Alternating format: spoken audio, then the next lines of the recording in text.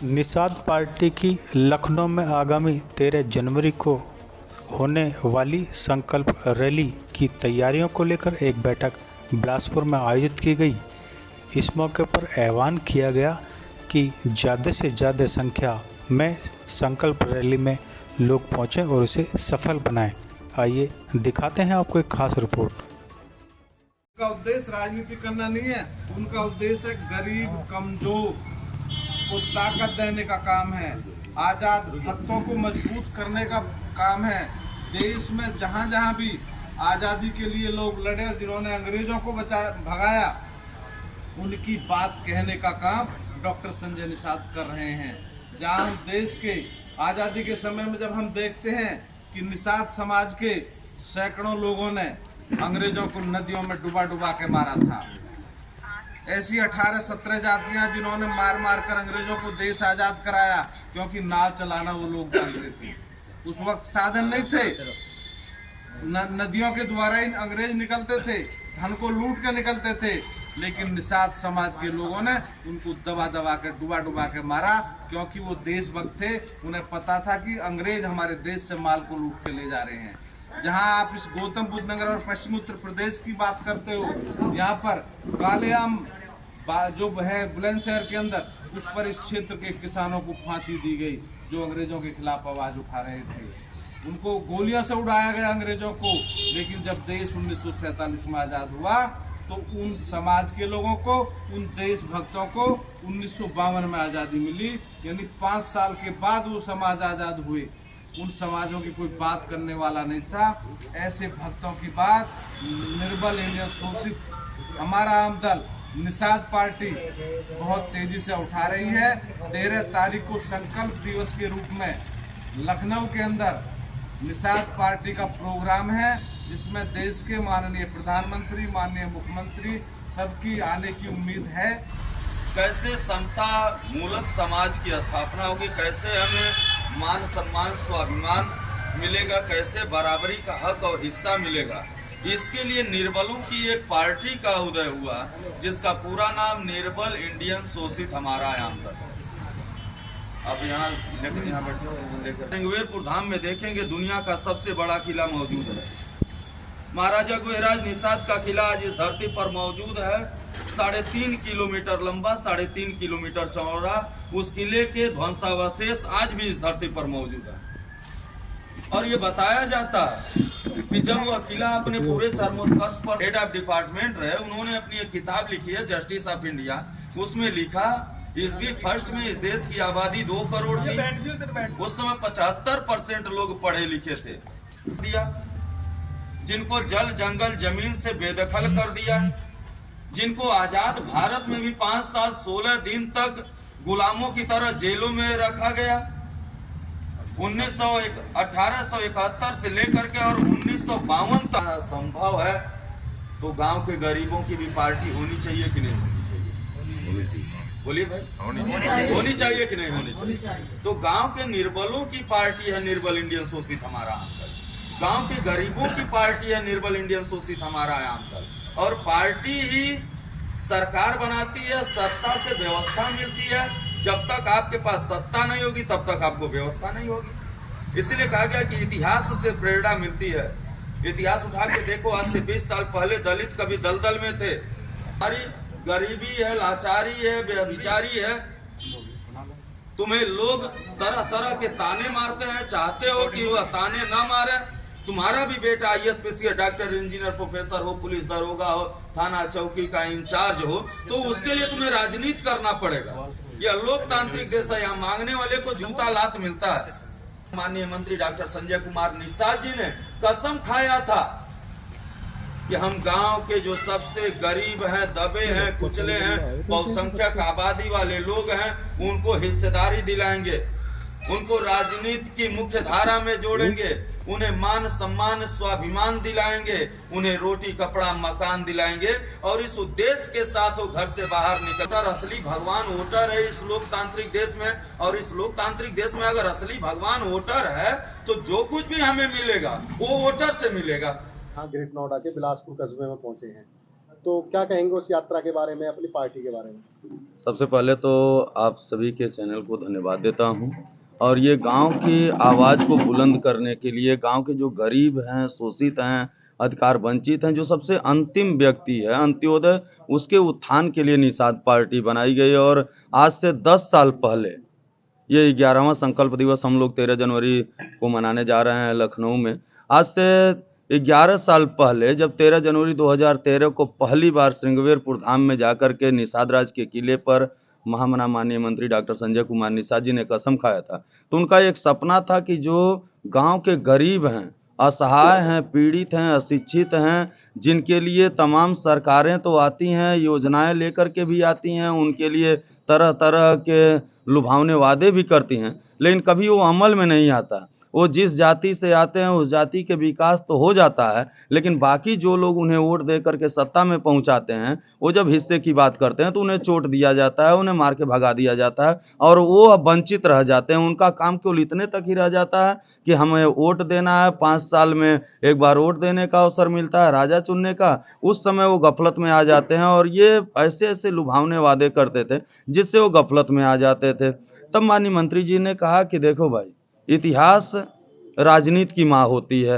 आंदोलन उसका बाप होता है। अब तो इतिहास जाके गांव में बताना पड़ेगा कि इन पार्टियों ने, जिनको आपने 70 साल से 30 साल से सरकार में रखा है, वो आपका वोट लेती हैं, महंगाई बढ़ाती हैं, नोट लेती हैं, जब आप हिस्से की मांग करने जाते हो तो आपको चोट देती हैं। अब उनसे समय आ गया है कि अब अपना वोट वापस ले लो। अब उन्हें वोट मत दो, वैसे ही कमज़ोर हो जाएंगे, क्योंकि वोट से सरकार बनती है, सरकार माई बाप होती है, सरकार नोट नौकरी पे कब्जा दिलाती है, सरकार बजट पास करती है, और वह बजट जिसे आपको मिलना चाहिए वह उनको मिलता है जो सरकार के सहयोगी बने रहते हैं। मतलब जो सरकार के साथ हैं वो हिस्सेदार हैं, जो सरकार के साथ नहीं है वो उनके शिकार हैं। तो सरकारें 70 साल से हमें शिकार बना करके रखी हुई थी। अब कैसे हिस्सेदार बनेगा गांव का गरीब आदमी?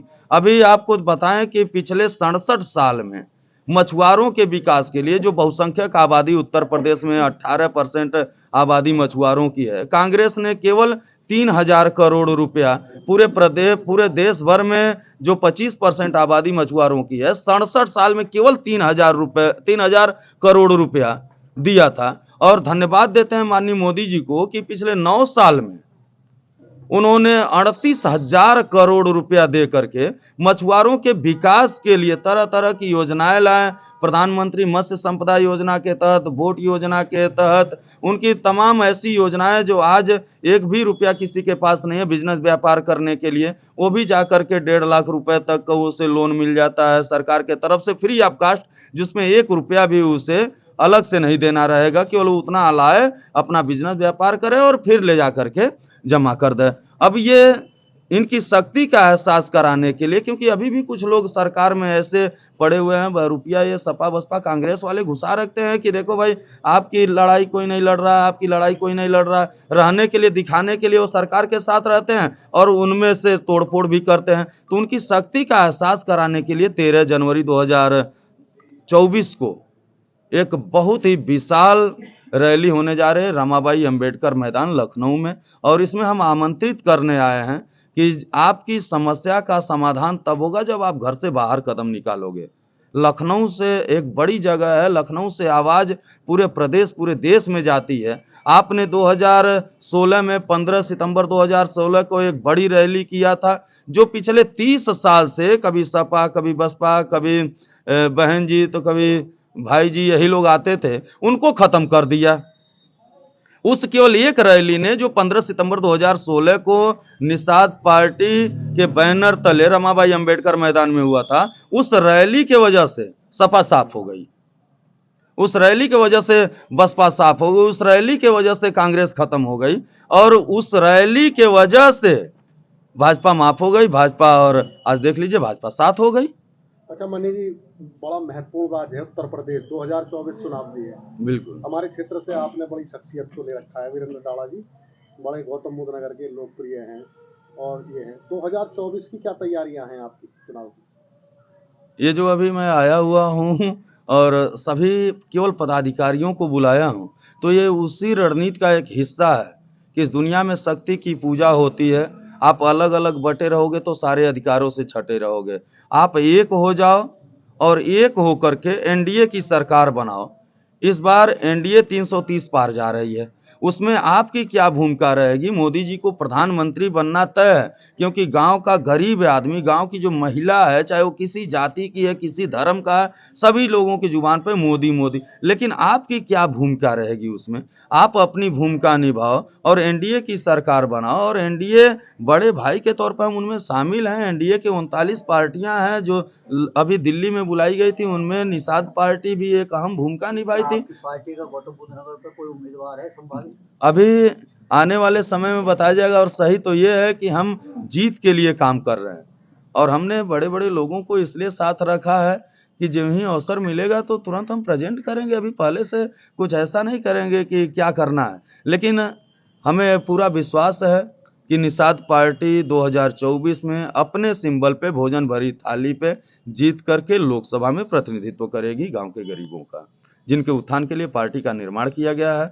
और यहाँ इसी के लिए इनको बताने के लिए आया हूँ कि 13 तारीख को आप पूरी शक्ति के साथ चलिए, अपनी शक्ति का प्रदर्शन करिए, क्योंकि गांव में हमारे सहयोगी दल के लोग भी हैं। वो यहाँ से मैसेज डालेंगे कि नहीं, निषाद पार्टी बहुत ताकत में है, बहुत मजबूती के साथ गौतम बुद्ध नगर से कार्यकर्ता गांव-गांव से निकल करके लखनऊ पहुंचे थे। तो जो लखनऊ जा सकता है वो गांव में भी प्रचार करेगा, अपने अगल बगल भी प्रचार करेगा और सरकार बनाने में अपनी भूमिका निभाएगा। इसी के लिए यहाँ पर आया। जातिगत जनगणना पे निषाद पार्टी का क्या स्टैंड? देखिए, सबसे पहले तो विसंगति दूर होनी चाहिए कि हमने अभी आपको बताया, अभी बोल भी रहा था कि हम अनुसूचित जात की सूची में संविधान के तहत मझवार हैं। पिछली सरकारों ने हमें केवट बिन मल्लाह में बांट के रखा था।